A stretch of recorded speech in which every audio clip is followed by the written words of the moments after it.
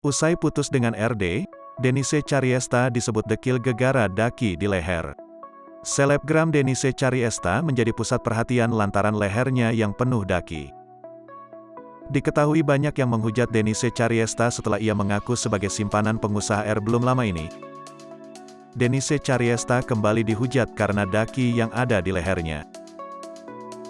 Pada unggahan terbaru Denise Chariesta, ia mengunggah video dirinya yang sedang membuka lowongan pekerjaan untuk toko bunganya.